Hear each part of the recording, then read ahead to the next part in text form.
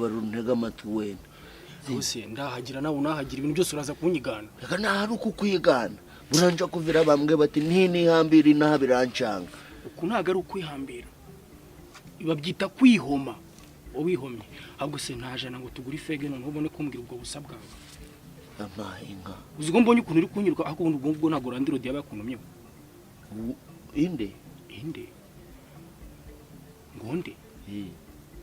atobwa turadusubira heze kuri uzuguzwe heze kuri gushaka kumurikira kandi oya naho nshaka ko gukurikira muri kuzamuka se mbabarira unyumva ibibazo byanje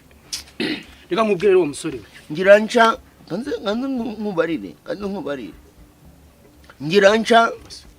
se nta nayo icyuma ufite se ngo tunanywa urana muri Kigali kuganira gutya n'ubundi ahangaha tubareka ari muri salo yacu ntabaduhagurutse uguze nk'akantu tukaba umuntu ntukambwira nk'inkuru yawe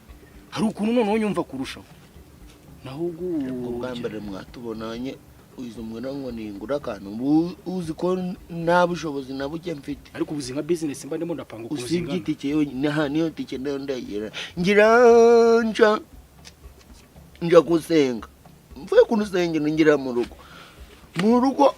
twari dufite ibijumba binini cyane biri mu nkono baravuga bati umwana arafata kimwe n'undi afata ikindi umva mugabo ngeze mu rugo nsanga isafuriya iri kwera mbaza mama kuri kubona isafuriya iri kwera ndagiki arambwira ati wagicucu umaze kuba umuntu w'umugabo mva mu maso ndagenda nganiriza ndagije burabandagije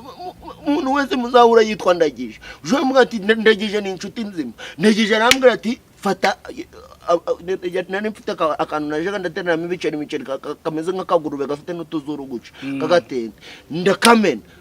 mvanamo amafaranga nsanga gahwanye neza n'itike mbwira ndagije ni inama ngiriye ndagije ndagije kwigendana ndagije namubona ndagije niba ngiye ubwo nta kugaruka